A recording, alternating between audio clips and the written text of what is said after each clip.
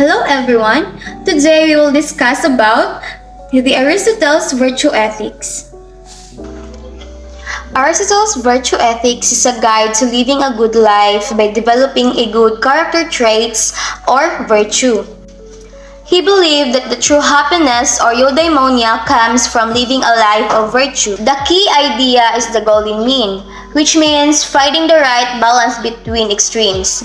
For example, courage is the virtue between cowardice and recklessness.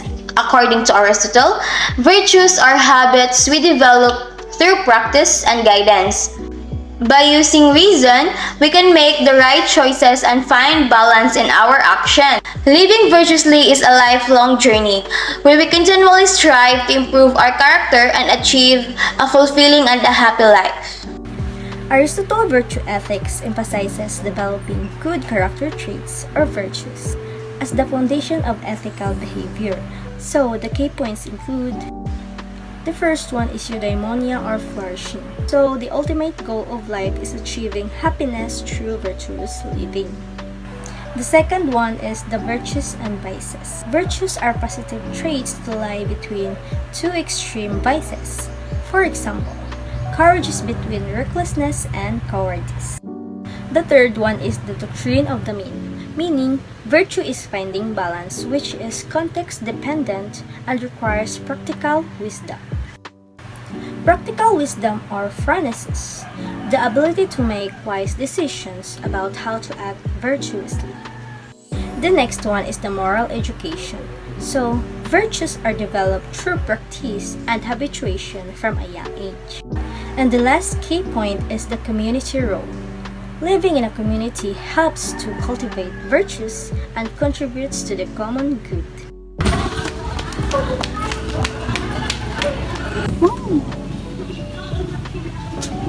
Oh no, it's already 12:30. Our class will be started 1 p.m.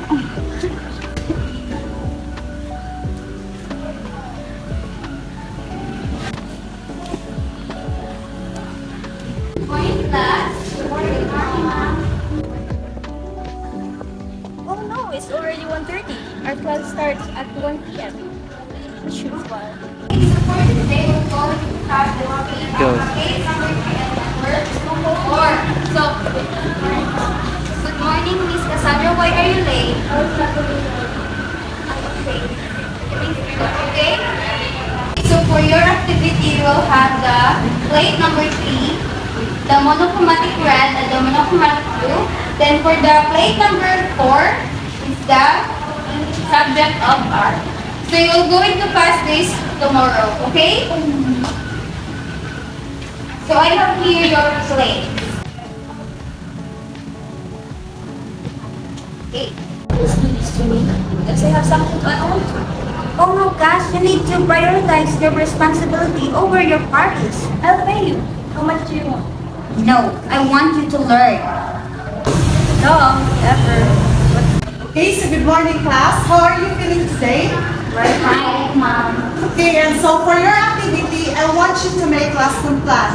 And after that, you will be demonstrating it. Is that clear? Yes, Mom. Okay, please pass your lesson plan.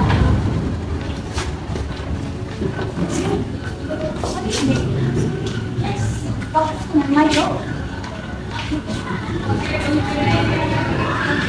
Okay, please sit down and Miss Glidel, you will be the one to start the demo picture.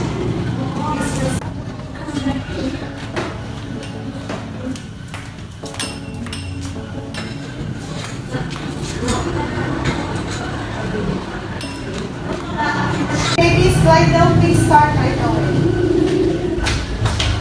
So good morning, everyone. I am Guadalupe Constantina, and now I will be discussing about the indigenous Philippines houses. Okay, so now we have the Badao house boat. Okay, why do Badao mean to the means of the sea? Anyone? Okay, it is because it's their way of living. And next, we have the Higaonan Tree House. Okay, Cassandra, what can you observe in this picture? Nothing. Okay, it may seem seem small, but it can actually cater to 60 to 70%. Okay, that would be all. Thank you. Miss Cassandra, please proceed.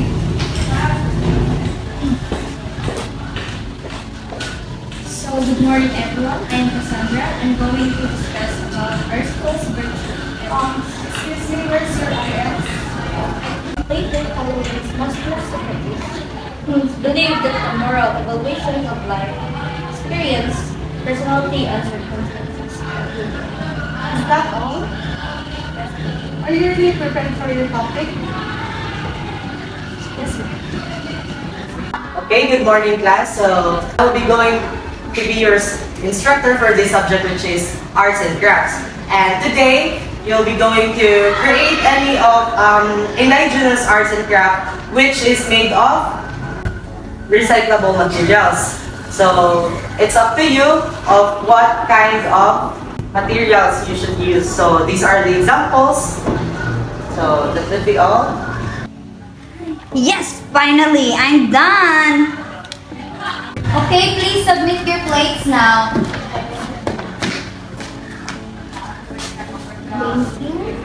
Oh shit, I'm running out of time.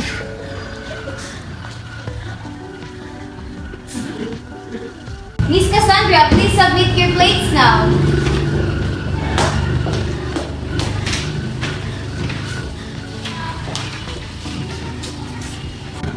Okay, good morning class.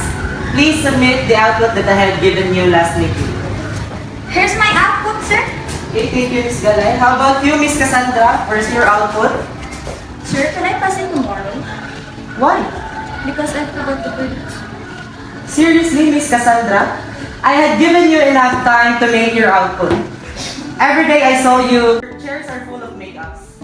Do your parents know that what are your doings here in school? Okay, sit down. Class dismissed. Goodbye, sir. Hey, class. Are you okay? Aren't you feel bad after our teacher scolded you? Not really, because I feel bad for myself for not giving my class. Yeah, I know. During your demonstration, you just read it. As well as our art appreciation subject, you made your plates during the deadline. I can help you, class, but help yourself also. Sorry, Clyde, for not being responsible, but promise I'll do my best next time.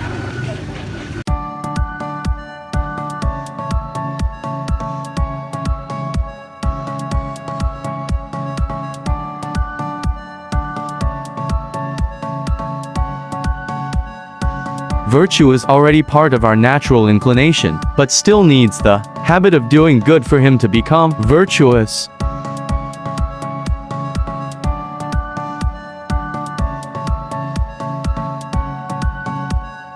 What we must do then is to constantly practice doing virtuous acts to develop a habit. So the advantage of this is virtue makes a human a good human. This guides us to have a good life. It is a moral trait we need to be happy.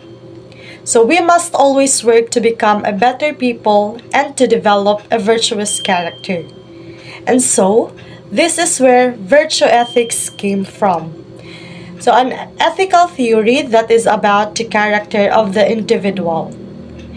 Virtue ethics is centered around how should I be, how should I live, and how can I improve. Because for Aristotle, happiness consists only in virtuous activity. Happiness or eudaimonia is the ultimate end of human life. While Aristotle's virtue ethics has many strengths, there are also several disadvantages, like vagueness and lack of specific guidance.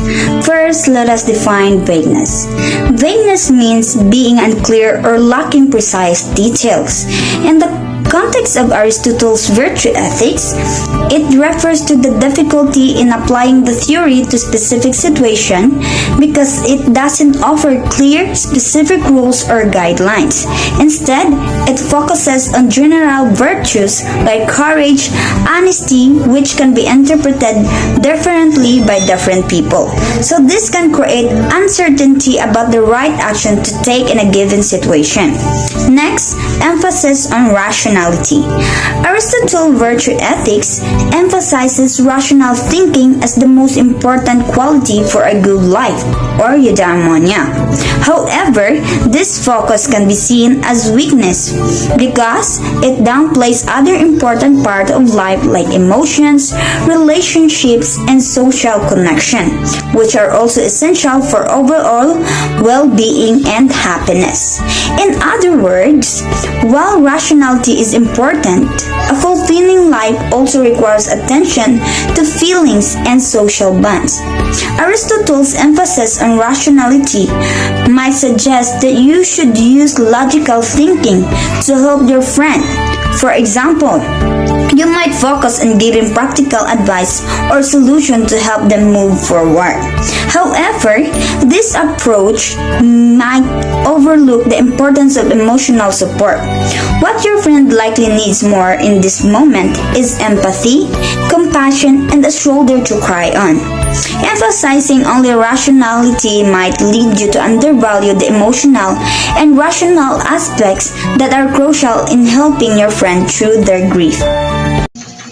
To conclude with, we can say that Aristotle's virtue ethics is built around the premise that humans should aim to achieve excellent character.